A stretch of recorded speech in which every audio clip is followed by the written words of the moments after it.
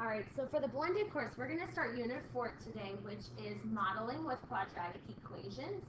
There's 3 parts to the set of notes here. They're all really short. You can probably get them all done pretty quickly. My suggestion is that you use Desmos for as the calculator for this unit. All right, so some keywords that we're going to use in this quadratic unit.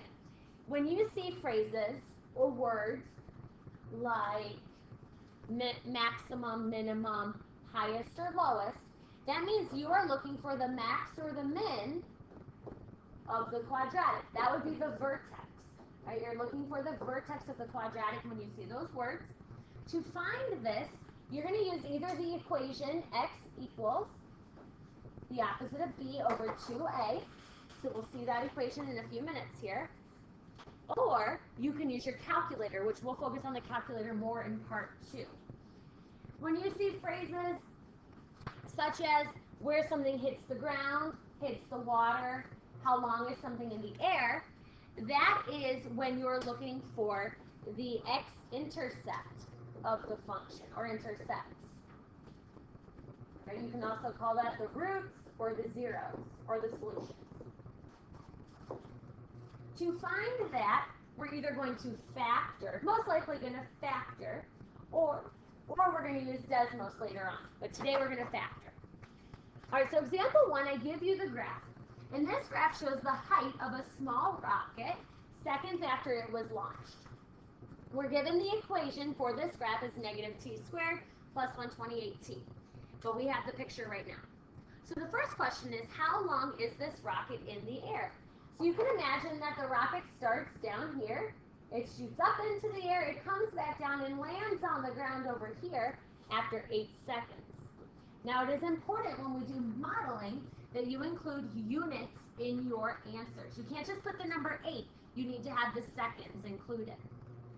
Now it says, what is the greatest height that the rocket reaches? Well, just like we said back here, if we're looking for the greatest height, that would mean the highest height, which is the vertex. The highest height is right here, and that happens at about 260 feet. Now, what time do you reach the maximum height? Well, for time, we're looking down on the x-axis here, and that would be 4 seconds. Notice that the last 2 parts, B and C, make up the vertex of the parabola, which happens at 4, 260. Those 2 numbers make up the vertex. Now it says about how high is the rocket after 1 second. So what you're going to do is you're going to go to your graph for 1 second here, go up, and it looks like it's at about 100 feet. That would be the height.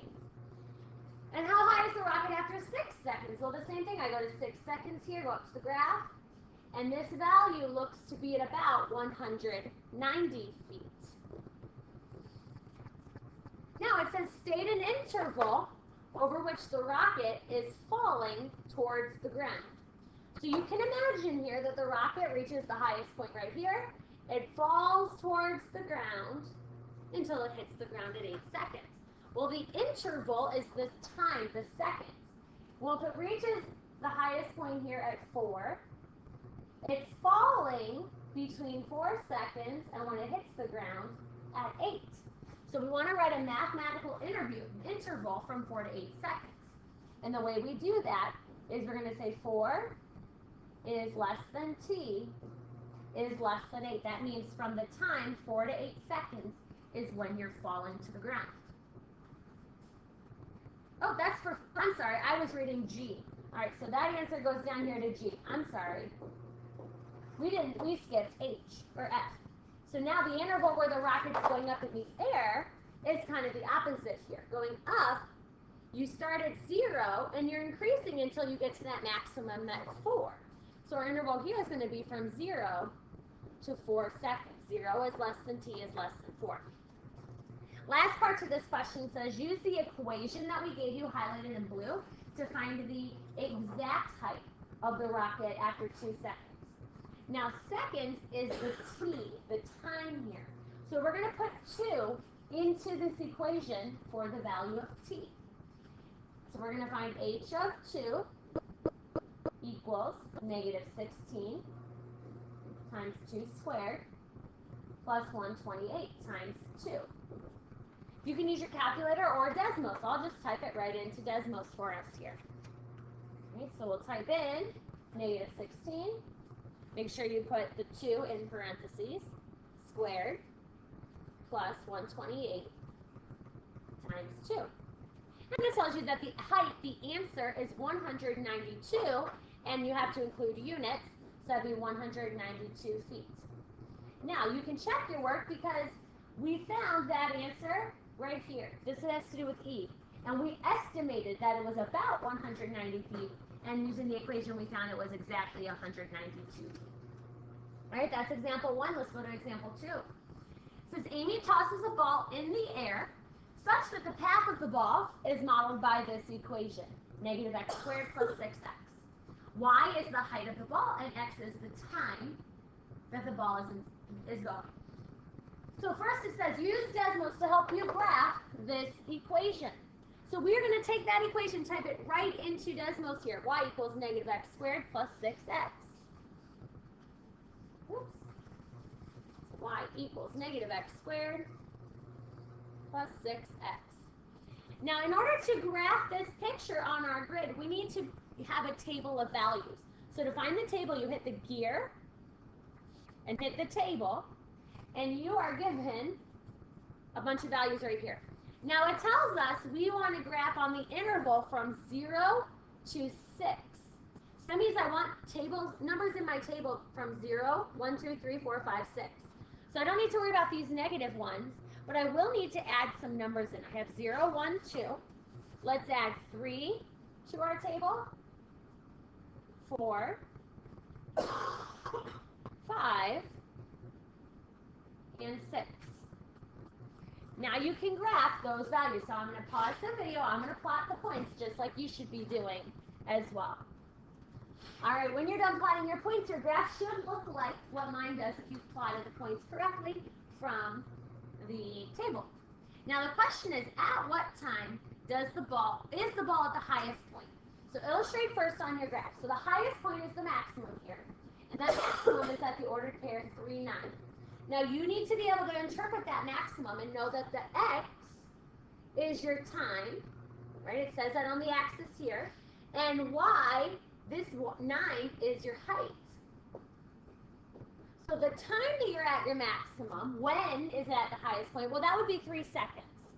Now to find this algebraically, let's go back here. We highlighted, in order to find the ordered pair, or the time, or the x value of the vertex, you need to know this equation. So that equation is x equals the opposite of b over 2a. Now, for that, b is the letter in front of the x, just like when we did the quadratic formula. So we take the opposite of 6, negative 6, over 2, and here a is negative 1. Well, that gives me negative 6 divided by negative 2, which is 3, which is exactly what we found using our graph. Now it says, what's the maximum height that the ball reaches? Well, we just talked about this. That ordered pair, the y coordinate, gives you the height. So we, from our graph, know that the maximum height that the ball gets is 9 feet. However, to find this algebraically, I'm still looking at the vertex. I take the answer from up above and plug it back into the original equation to solve for y. So you'd have y equals negative 3 squared plus 6 times 3. And I would type that into Desmos, just like what we have. So you can go into the box underneath here. I would do negative, parentheses, 3 squared, plus 6 times 3. That gives me an output of 9, which is exactly what we wanted, right? It checks off with the answer from our graph. Now finally, it says algebraically determine when the ball reaches the ground. In order to do that, we said way back at the beginning here, when you're trying to find when something hits the ground, you're going to end up factoring. So to factor this problem, and I'll write it down here again, I have two terms, And remember, when you factor, you always look for a GCF first. So that's actually how I'm going to factor this problem. The GCF here, I'm going to pull out a negative x. So when I factor a negative x out of both terms, I'm left with positive x minus 6. Now to solve this, what you do is you now have to set it equal to 0 using that zero product law from last unit. I take the first factor, negative x, set it equal to 0. Take the other factor, x minus 6, set it equal to 0, and then solve. So here I divide by negative 1. 0 divided by anything is 0. And on this one, I'm going to add 6, and any 0 plus 6 is 6. Now, you need to think about this. The first answer, x equals 0, that's over here. That's actually where the ball starts. So that's not where the ball reaches the ground. So that's not the answer we want this time. Whereas 6 over here is where the ball has come up and come back to the ground. So we know that the ball reaches the ground after 6 seconds. You can see that on our graph as well. All right, one more problem in these notes. It's a multiple choice question. It says a decathlete at the Olympics throws a javelin. Now, if you don't know what a decathlete is, deca means 10. So a decathlete is an Olympian that does 10 track events all at one time. All right, so they'll run like an 800, a 200, throw javelin, throw shot put, long jump, high jump, pole vault, different things like that. So a javelin, I'm going to draw a picture here. We have our decathlete, and they have their javelin, right? And they're standing on some grass. And when you throw your javelin, it's going to go up in the air, and it's going to come back down. That is a parabolic shape. A parabola or parabolic graph is the graph of a quadratic. Now, what we need to know is we want to figure out what equation would match this parabola, the path of the throw. Well, a couple things to notice here. First, this parabola, the shape of it is upside down. It looks like this, which means if you remember from some of our work with quadratics, that means that our equation has to have a negative leading coefficient. So that means the first number that we look at, let me grab a highlighter, the first number that you look at in your equation needs to be negative. Well, I can eliminate some choices. I can eliminate A and B here because those are positive leading coefficients. C and D are both upside down. So when I look at C and D, I know one of them is going to match my quadratic. They look the same for the first term. The second term looks the same, but it is the last value that is different for us. And the thing is, so here's what I would do. If you're stuck, let's graph this in Desmos.